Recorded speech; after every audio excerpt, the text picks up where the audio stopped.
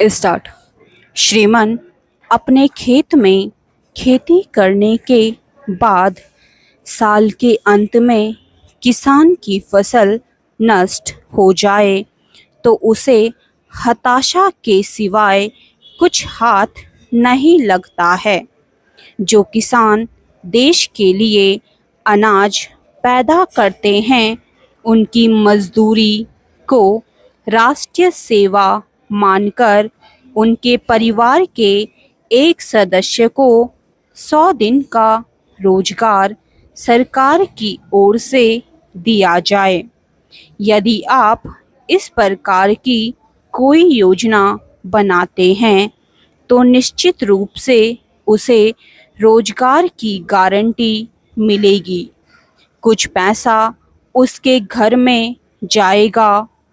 इससे वह बहुत ज़्यादा मेहनत करेगा, ज़्यादा लगन से काम करेगा और उसे लगेगा कि सरकार का मेरी मेहनत की ओर ध्यान है और वह उसे एक सेवा के रूप में मानती है। यदि इस प्रकार की कोई योजना आप बनाते हैं तो छोटे और मझोले किसान को सीधा फायदा मिल सकता है। ऐसी योजना पर विचार करने की आवश्यकता है। इसलिए इस ओर मंत्री जी विशेष रूप से ध्यान देने की कृपा करें और उनके लिए कुछ विशेष कदम उठाएं।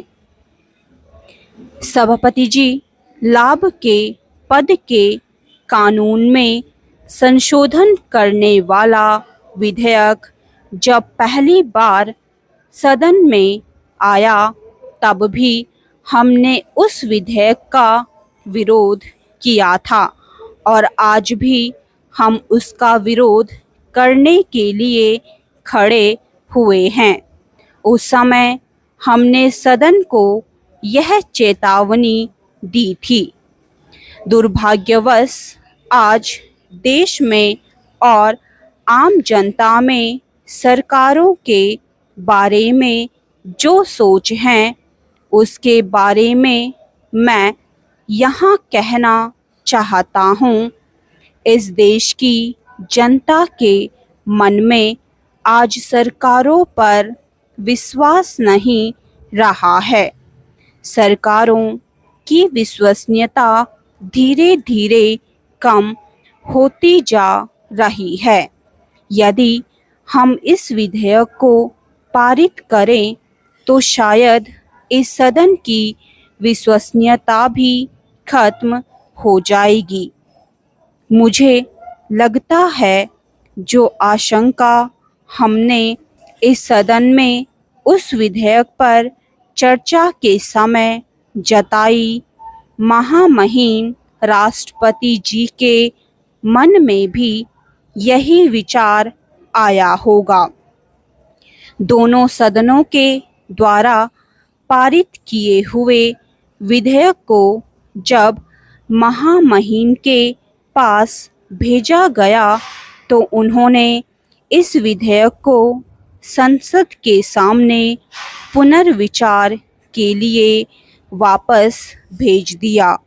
मैं समझता हूँ कि जब महामहिम राष्ट्रपति जी किसी विधेयक को पुनर्विचार के लिए भेजते हैं तो इसका अर्थ यह निकलता है कि महामहिम राष्ट्रपति जी उससे सहमत नहीं हैं। जो तर्क यहाँ मंत्री जी ने दिए थे और यहाँ हमारे साथी ने भी वही बात कही थी कि बड़ों को बचाने के लिए ही हम यह पाप यहाँ कर रहे हैं।